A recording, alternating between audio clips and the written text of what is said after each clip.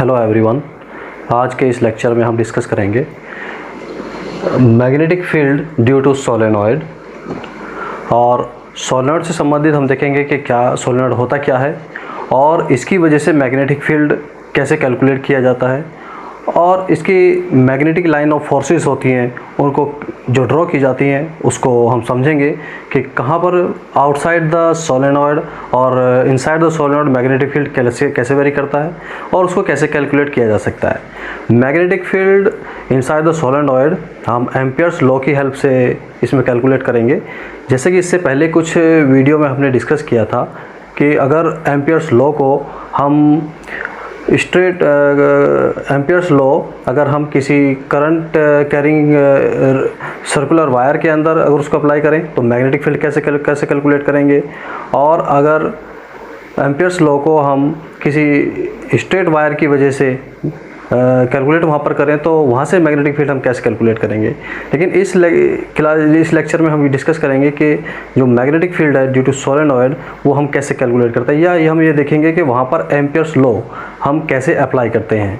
हमने ये देखा था कि बायो सेवर्ट लॉ से भी हम मैग्नेटिक फील्ड कैलकुलेट कर सकते हैं, लेकिन मैग्नेटिक फील्ड एम्पियर्स लॉ से निकालना काफ़ी हद तक इजी होता है और उसमें कम एफर्ट से ही हम मैग्नेटिक फील्ड की वैल्यू कैलकुलेट कर लेते हैं। लेकिन अगर हम बायो सेवर्ट लॉ पे जाएं तो वहाँ की जो कैलकुलेशंस हैं वो थोड़ी सी ज़्यादा होती हैं और वहाँ पर हमें मैग्नेटिक फील्ड कैलकुलेट करने के लिए एफर्ट्स ज़्यादा करने पड़ते हैं। तो Ampere's law bio Savart law के कंपैरिजन में काफ़ी इजी है और आज इसको हम इस लेक्चर के अंदर हम डिस्कस करेंगे। सबसे पहले हम डिस्कस करेंगे कि सोलेनॉइड होता क्या है और कैसे ये फॉर्म होता है। हमने देखा है कि करंट कैरिंग लूप की वजह से मैग्नेटिक फील्ड कैसा होता है वो हमने पिछले एक वीडियो में डिस्कस किया था। आज हम देखते हैं कि सोलेनॉइड होता क्या है और कैसे बनता है। अगर हम एक एग्ज़ाम्पल है इसको लें, अगर हमारे पास ये एक एग्ज़ाम्पल है कि अगर हम इक्वल साइज़ की रेडियस की बहुत सारे सर्किल्स को एक साथ इकट्ठे करके अगर उनको हम बहुत पास किसी नॉन कंडक्टिंग ट्यूब पे अगर उनको लपेट दिया जाए तब देखते हैं कि इस तरह से जो ये फॉर्म होता है हेलिक्स टाइप में जो ये फॉर्म होता है इसी को हम सोलेनॉइड बोलते हैं। यानी कि अगर हमने ये देखा कि एक सर्किल से मैग्नेटिक फील्ड क्या है वो तो हम डिस्कस कर चुके हैं, लेकिन ऐसे अगर बहुत सारे सर्किल्स को एक साथ किसी नॉन कंडक्टिंग मटेरियल पर लपेट दिया जाए तो वो एक सोलेनॉइड को फॉर्म करता है। इस तरह का ये सोलेनॉइड फॉर्म है। अगर हम इसमें एक तरफ से करंट फ्लो करा दें तो ये हम इसमें करंट क्लॉकवाइज डायरेक्शन में या एंटी क्लॉकवाइज डायरेक्शन में भी फ्लो करा सकते हैं। और इसका क्रॉस सेक्शनल एरिया अगर हम इस तरह से देखें तो ये सोलेनॉइड का क्रॉस सेक्शनल एरिया होता है। तो इसकी वजह से सोलेनॉइड की वजह से जो मैग्नेटिक फील्ड है वो इनसाइड द सोलेनॉइड क्या होगा, आउटसाइड द किसी पॉइंट पे अगर हम देखें तो मैग्नेटिक फील्ड क्या होगा, या magnetic line of forces outside the solenoid क्या होंगी और इनसाइड द सोलेनॉइड क्या होंगी। तो ये एक प्रकार का एक सोलेनॉइड है जो एक स्पायरल की फॉर्म में है। और अगर हम इसको थोड़ा सा खींचें तो देखते हैं कि इसके जो टर्न्स हैं वे दूर दूर हो जाते हैं। अगर इसको पास लाएँ तो ये टर्न्स इसके काफ़ी पास आ जाते हैं। और ये भी देखेंगे कि किसी सोलेनॉइड के अंदर नंबर ऑफ टर्न्स जितने ज़्यादा होते हैं उतनी ही magnetic field strength inside the solenoid ज़्यादा होती है, और जितने नंबर ऑफ टर्न्स कम होंगे inside the solenoid magnetic field strength उतनी ही कम होती है। तो अगर हमें मैग्नेटिक फील्ड स्ट्रेंथ बढ़ानी है तो इसके नंबर ऑफ टर्न्स को हम बढ़ा दें, वही हम यहाँ पर डिस्कस करेंगे। और इसमें ये भी ध्यान रखा जाता है कि जो हम एम्पियर्स लॉ अप्लाई यहाँ पर कर रहे हैं उसके लिए एक लॉन्ग सोलेनॉइड हम यूज़ करते हैं। लॉन्ग सोलेनॉइड का मतलब क्या है कि जो इसकी रेडियस है, क्रॉस सेक्शनल जो इसका एरिया है उसकी रेडियस है, ये रेडियस और जो सोलेनॉइड है जो उसकी ये लेंथ है, रेडियस इसके लेंथ के कंपैरिजन में बहुत छोटी हो, ये लेंथ बहुत ज़्यादा होनी चाहिए इन कंपैरिजन टू इस रेडियस, उसको लॉन्ग सोलेनॉइड हम बोलते हैं। और देखते हैं कि उसका मैग्नेटिक फील्ड हम कैसे कैलकुलेट करते हैं। यहाँ पर हमने कुछ डायग्राम शो किए हैं, एक पहला डायग्राम है, दूसरा डायग्राम है और तीसरा डायग्राम है। ये सोलेनॉइड को ही समझाने के लिए हमने यहाँ पर डायग्राम ड्रॉ किए हैं। पहला जो डायग्राम है हमने देखा है कि एक सर्किल हमने यहाँ पर ड्रॉ किया है और इसमें करंट को हमने क्लॉकवाइज डायरेक्शन में फ्लो कराया है और इसकी मैग्नेटिक लाइन ऑफ फोर्सेस कैसी होंगी उसको हमने यहाँ पर देखा है। तो इसकी वजह से जो मैग्नेटिक लाइन ऑफ फोर्सेस है वो ये हमने यहाँ पर दिखाई है कि जो सेंटर से में अगर मैग्नेटिक फील्ड स्ट्रेंथ देखें तो सेंटर की जो मैग्नेटिक लाइन ऑफ फोर्सेस हैं वे स्ट्रेट होती हैं, लेकिन जैसे सेंटर से हम ऊपर या नीचे सर्कमफेरेंस की ओर को जाते हैं तो वहाँ पर जो मैग्नेटिक लाइन ऑफ फोर्सेस हैं वे थोड़ी बेंड होने लगती हैं और किनारे की तरफ देखते हैं कि वो एक सर्कुलर शेप के उसमें आने की कोशिश करती हैं। तो ये यहाँ पर एक सिंगल सर्किल की वजह से मैग्नेटिक लाइन ऑफ फोर्सेस हैं। अगर हम दूसरी ही सेम डायरेक्शन में करंट फ्लो होने वाली कोई circle current carrying circular wire इसके पास में लाएं तो देखते हैं कि इसका मैग्नेटिक फील्ड और इसके मैग्नेटिक फील्ड की जो नंबर ऑफ मैग्नेटिक लाइंस है वे आपस में यहाँ पर जब मिलेंगी तो देखते हैं कि यहाँ पर कोई पी पॉइंट अगर हम माने, यहाँ पर पी पॉइंट अगर माने तो इस पी पॉइंट के आसपास देखते हैं कि इसकी वजह से जो मैग्नेटिक लाइन फोर्स है, इसकी वजह से जो ये मैग्नेटिक लाइन फोर्स है, अगर वहाँ पर क्योंकि मैग्नेटिक फील्ड एक वेक्टर क्वांटिटी है और अगर इसकी डायरेक्शन देखें और इसकी डायरेक्शन देखें तो वो कहीं ना कहीं अपोजिट आ रही हैं। लेकिन अगर कोई हम क्यू पॉइंट यहाँ पर माने, कहीं सेंटर के आसपास कोयल के माने तो देखते हैं कि इसकी वजह से जो मैग्नेटिक लाइन फोर्स है और जो इसकी वजह से जो मैग्नेटिक लाइन फोर्स है वो सेम डायरेक्शन में आ जाती हैं। क्योंकि मैग्नेटिक फील्ड एक वेक्टर क्वांटिटी है तो दो कोयल की वजह से जो मैग्नेटिक फील्ड होगा वो वेक्टर एडिशन लॉ को फॉलो करेगा और वेक्टर एडिशन लॉ से ही वहाँ पर रिजल्टेंट मैग्नेटिक फील्ड की स्ट्रेंथ हम वहाँ पर कैलकुलेट करते हैं। ये तो दो कोयल के लिए हुआ।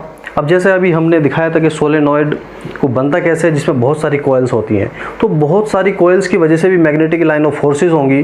तो सभी की वजह से किसी पी पॉइंट पे या क्यू पॉइंट पे अगर हम मैग्नेटिक फील्ड स्ट्रेंथ निकालें तो वहाँ पर देखते हैं कि जो रिजल्टेंट मैग्नेटिक फील्ड का आएगा इनसाइड और आउटसाइड वो कुछ इस तरह का होगा। ये तीन कॉइल यहाँ पर दिखाई हुई हैं, तीन सर्किल यहाँ पर दिखाए हुए हैं जो इसमें काफ़ी ज़्यादा यहाँ पर हो सकते हैं। तो जो इनका वजह से जो वेक्टर सम है मैग्नेटिक लाइन ऑफ फोर्सेस का वो कुछ इस तरह का रूप ले लेता है।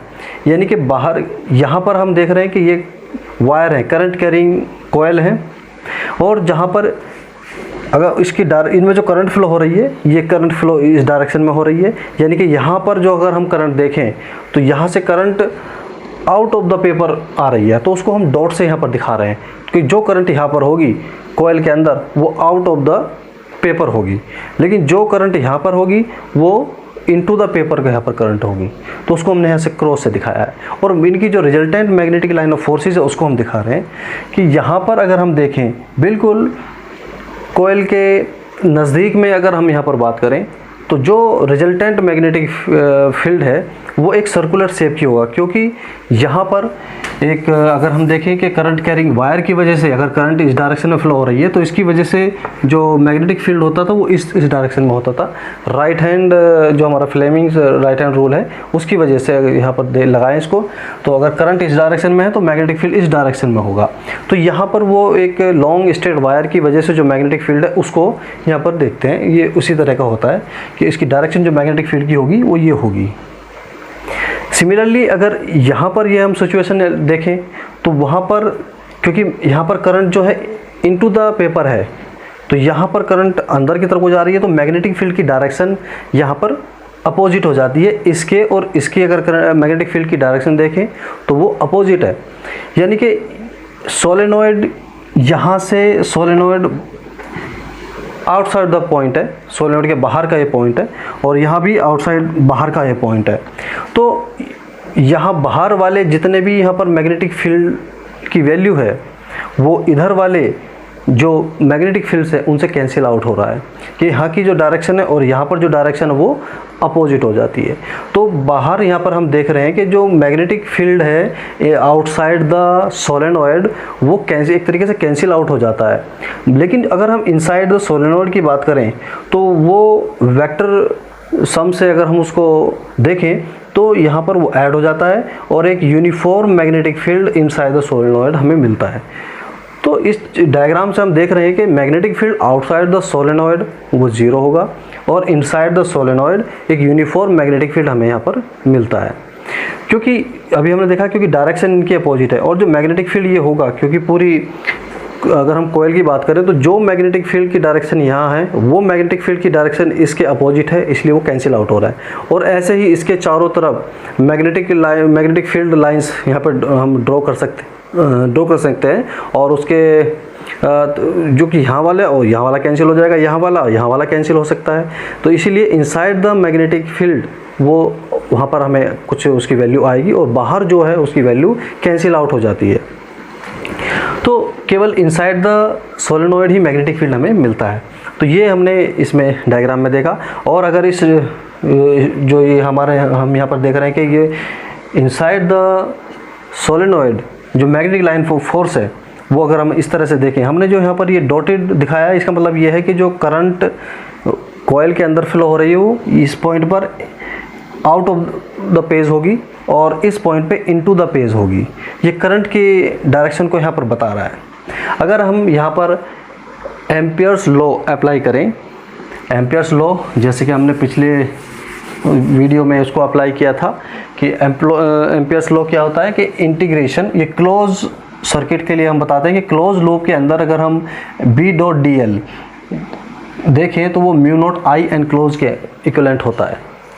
तो अगर हम सोलेनोइड के अंदर मैग्नेटिक फील्ड कैलकुलेट करना चाहते हैं तो इसके अंदर एक हम रेक्टेंगुलर टाइप का एक एम्पीरियन लूप यहाँ पर हम ड्रॉ करते हैं और देखते हैं कि इसकी जो लेंथ है वो L हमने यहाँ पर मानी है, PQRSP एक रेक्टेंगुलर एम्पीरियन लूप है, इसको हमने ड्रॉ किया है।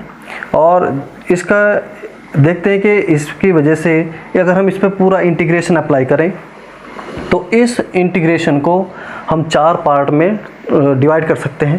पहला PQ पार्ट है, दूसरा QR पार्ट है, तीसरा RS पार्ट है और चौथा SP पार्ट है। क्योंकि यहाँ पर डॉट प्रोडक्ट हो रहा है, डॉट प्रोडक्ट का मतलब है कि यहाँ पर BDL cos थीटा आएगा, यानी कि मैग्नेटिक फील्ड की डायरेक्शन और जो लेंथ सेगमेंट हमने यहाँ पर माना है उसकी डायरेक्शन के बीच का एंगल क्या है। अगर हम लेंथ सेगमेंट यहाँ पर देखें, ये लेंथ सेगमेंट है तो इसकी डायरेक्शन इधर को होगी और मैग्नेटिक फील्ड की भी डायरेक्शन इधर को ही है। तो PQ के लिए अगर इसको अप्लाई किया जाए तो वहाँ पर PQ के लिए अगर इसको अप्लाई करें integration from P to Q तो देखते हैं कि थीटा यहाँ पर 0 डिग्री होगा। तो यहाँ पर ये B.dl का जो वैल्यू आएगी ये B इंटू यहाँ पर L ही निकल के आएगी, B इंटू L। कहाँ के लिए अप्लाई किया? ओनली फॉर PQ के लिए। अगर हम ये वैल्यू QR के लिए अप्लाई करें तो देखते हैं कि यहाँ पर थीटा 90 होगा क्योंकि मैग्नेटिक फील्ड की डायरेक्शन ये है और लेंथ सेगमेंट की डायरेक्शन इसके परपेंडिकुलर होगी। तो यहाँ पर PQR के वजह से जो ये इंटीग्रेशन है वो 0 होगा। इसके लिए अगर आप अप्लाई करें, क्योंकि ये तो सोलेनोइड से बाहर ही है, यहाँ पर तो कोई मैग्नेटिक फील्ड है नहीं, तो उसकी वजह से यहाँ 0 होगा। सिमिलरली यहाँ पर क्या हो जाएगा, फिर से थीटा 90 हो जाएगा। तो इसके 3 पार्ट की वजह से 0 होगा और केवल अंदर वाले ही पार्ट की वजह से मैग्नेटिक फील्ड यहाँ होगा जिसकी वैल्यू होगी B इंटू L। अब देखते हैं म्यू नॉट आई एनक्लोज यहाँ पर क्या है। अब हमारा काम है आई एनक्लोज यहाँ पर फाइंड करना। आई एनक्लोज यहाँ पर क्या होगा, आई एनक्लोज अगर हम यहाँ पर देखें, अगर हम इसके अंदर एम्पीरियन लूप ड्रॉ करें, हम एम्पीरियन लूप इस तरह से यहाँ पर ड्रॉ कर सकते हैं। इस तरह से ये P है, ये Q है, ये R है और ऐसे जो एम्पीरियन लूप हमने यहाँ ड्रॉ किया है वो अगर हम इससे समझें तो देखते हैं कि PQ जो यहाँ पर ये लेंथ है इसके अंदर कितना करंट एनक्लोज हो रहा है। क्योंकि आई एनक्लोज का मतलब है कि जो एम्पीरियन लूप हमने बनाया है उसके अंदर कितनी करंट लाई कर रही है या उसके अंदर कितनी करंट एनक्लोज है। तो अगर हम यहाँ देखें कि हम यहाँ से देख रहे हैं कि इस एम्पीरियन लूप के अंदर जितने टर्न्स आएंगे उसके अंदर जो करंट फ्लो हो रही है वो सारी करंट ही आई एनक्लोज होगी। तो वो हम एक सर्किल के अंदर आई करंट फ्लो हो रही है, इसके अंदर आई करंट फ्लो हो रही है एक, लेकिन कितने टर्न्स इस एम्पीरियन लूप के अंदर आएंगे अगर हम उसको हम यहाँ देखें, मान लेते हैं कि n यहाँ is the number of turns है पर यूनिट लेंथ। अगर इसके अंदर n number of turns per unit length हैं तो देखेंगे कि टोटल टर्न्स इस एम्पीरियन लूप PQ के अंदर कितने आएंगे। तो टोटल जो टर्न्स हैं वो NL होंगे और एक टर्न्स के अंदर करंट कितनी फ्लो हो रही है I। तो INL is the total current या टोटल एनक्लोज करंट आएगी जो एम्पियर लूप के अंदर होती है। तो यहाँ पर अगर हम आई एनक्लोज की जगह ये पुट करें INL, तो देखते हैं कि यहाँ से जो मैग्नेटिक फील्ड है B, it is equal to mu naught NI, यहाँ से कैलकुलेट होकर आता है।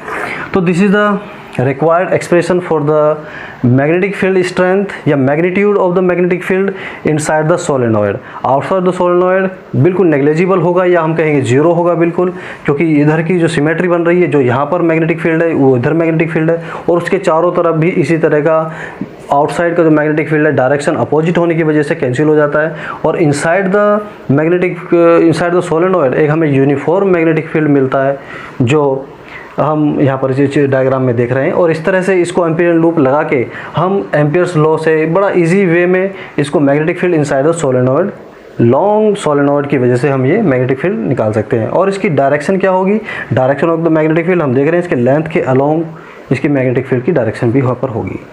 अगर यही चीज़ें हम बायो सेवर्ट लॉ अप्लाई करें और वहाँ पर देखें कि ये इसकी वैल्यू क्या निकल के आती है, तो बायो सेवर्ट लॉ को अगर डेरिवेशन उसका हम डेरिवेशन पे अगर जाएं तो डेरिवेशन थोड़ा सा उसका वहाँ पर हमें उसमें ज़्यादा काम करना पड़ेगा।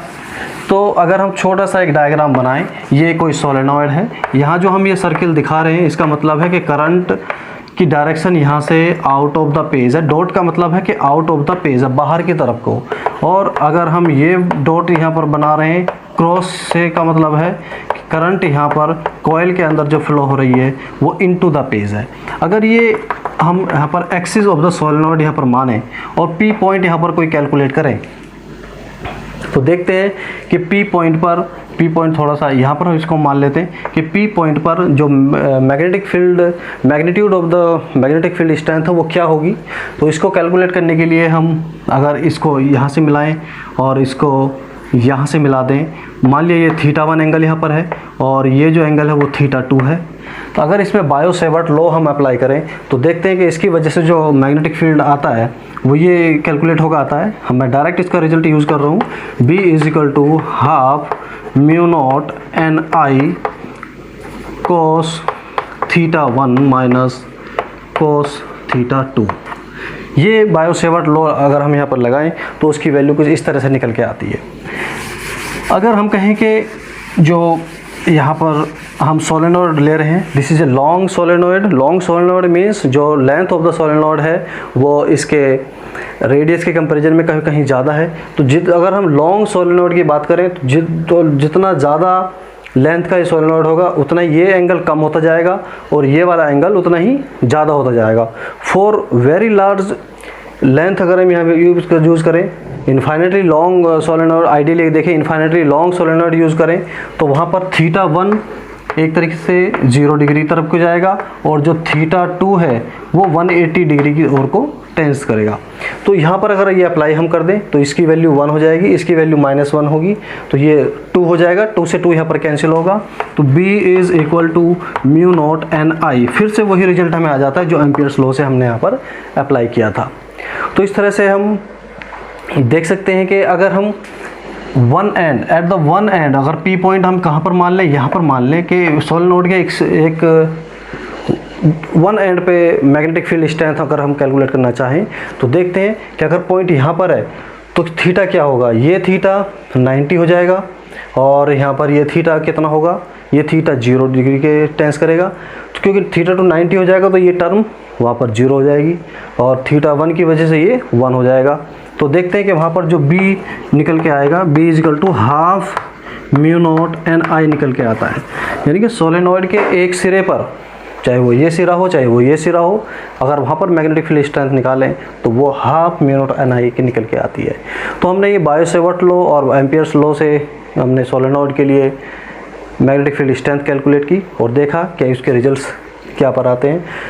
तो सोलेनॉइड एक तरीके से एक यूनिफॉर्म मैग्नेटिक फील्ड जनरेट करने के लिए एक तरीके से ये सोलेनॉइड हम यूज़ करेंगे। अगर हमें यूनिफॉर्म मैग्नेटिक फील्ड क्रिएट करना है तो देन हम सोलेनॉइड यूज़ करेंगे। जैसे कि पैरेलल प्लेट कैपेसिटर के अंदर एक यूनिफॉर्म इलेक्ट्रिक फील्ड क्रिएट किया जाता है, उसी तरह सोलेनॉइड की वजह से एक यूनिफॉर्म मैग्नेटिक फील्ड क्रिएट किया जाता है। तो आज के इस लेक्चर में हम इतना ही रखेंगे और आगे भी देखेंगे कि टॉरॉइड्स के लिए हम कैसे एम्पियर्स लॉ वहाँ पर लगाते हैं और इस पर न्यूमेरिकल बेस्ड कैसे कैसे न्यूमेरिकल्स बन सकते हैं उनको हम डिस्कस करेंगे। और इससे आगे हम देखेंगे कि मैग्नेटोस्टैटिक्स के लिए जो पॉलिटेक्निक स्टूडेंट्स के लिए हैं वो क्या क्या और इसके सिलेबस हैं वो भी हम सब डिस्कस करेंगे। तो इसको देखते रहिए, जुड़े रहिए इससे। और कोई भी अगर किसी तरह की कोई प्रॉब्लम्स आती है तो आप उसको कमेंट करके बता सकते हैं, या कोई टॉपिक अगर सिलेबस के अंदर है वो हमें डिस्कस करना है तो आप कमेंट में लिख दें, उस टॉपिक को हम नेक्स्ट वीडियो के अंदर डिस्कस करेंगे। तो आज इतने रखते हैं। Thank you.